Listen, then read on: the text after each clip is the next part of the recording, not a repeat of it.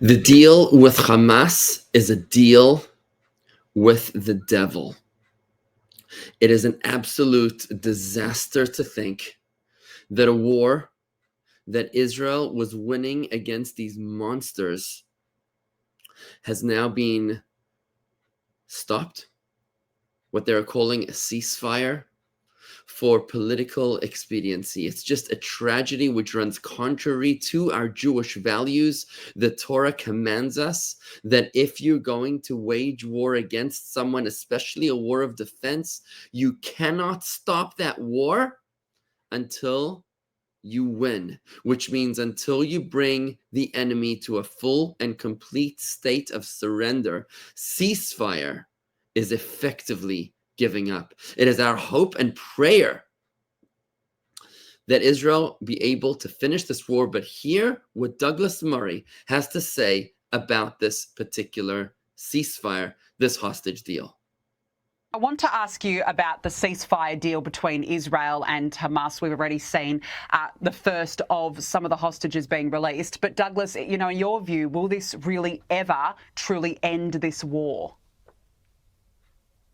Well, it's very early to say. My expectation is no. I'm extremely pleased for the hostage families whose daughters were released. 3 women were released, of course, at the weekend. There has been an awful lot of praise of countries like Qatar in particular for helping to effect this release. There are still many scores of hostages in Gaza, an international array of hostages in Gaza who were stolen, kidnapped from their loved ones on October the 7th. And Hamas, in its unbelievable necrophilic style, is also holding on to the bodies of murdered hostages. And the Israeli negotiators are having to deal with talking about how to get dead bodies back from Hamas's clutches, as well as hopefully as many living hostages as possible. I think there are just 2 things quickly I would say about this. The first is that whether or not the war ends really relies on Hamas. Hamas could have stopped this war, and indeed it could have not started it. And that would have been a good idea, wouldn't it? But there's one other corner which does have to be highlighted, which is the role of Qatar. Qatar is one of the funders and hosts of Hamas. And it is galling to some of us to watch the praise being dished out to Qatar and the Emir at the moment. In my view, a rather perhaps old-fashioned and niche one at the moment, is that if you try to burn down your neighbor's house, then if you provide a fire extinguisher 15 months later, you shouldn't be enormously overpraised for your actions. And that's the situation that Qatar is in. They should be made to give all of the hostages back. None of the hostages should have been in Gaza in the first place.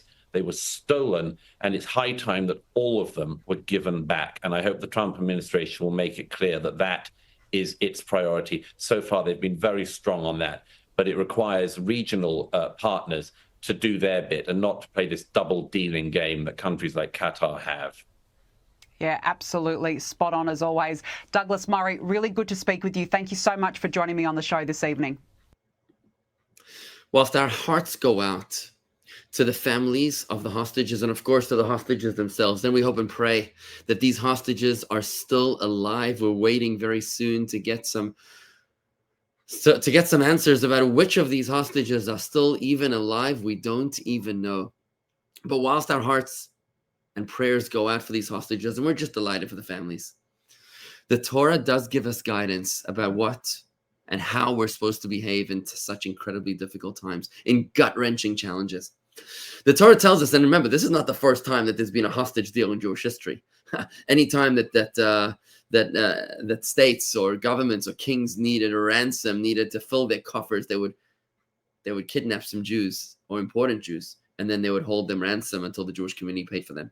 The law is ruled in Torah that you're not allowed to pay for a hostage more than 10 times the value of that hostage. Because if you're paying more than 10 times the value of the hostage, then what you're doing is that you're putting a bounty on the head of every Jew in Israel, God forbid, and even every Jew in the world. It's a cost-benefit analysis. Yes, we're saving the life of this hostage, and that's amazing. But what about all the soldiers who fell finding these hostages? What about, God forbid, all those who are still going to be in the line of danger because these hostages now have proven to have been effective bargaining chips? It was just yesterday or the day before that Hamas declared, when they received the prisoners released from Israel, the Hamas prisoners released in the hostage exchange, they announced and said that we will not rest until we release every last Palestinian prisoner from Israeli jails. How, of course, are they going to do that if not through repeating the same macabre, sinister plan, the same callous and heartless, cold-blooded plan of taking innocent civilians hostage and holding them ransom?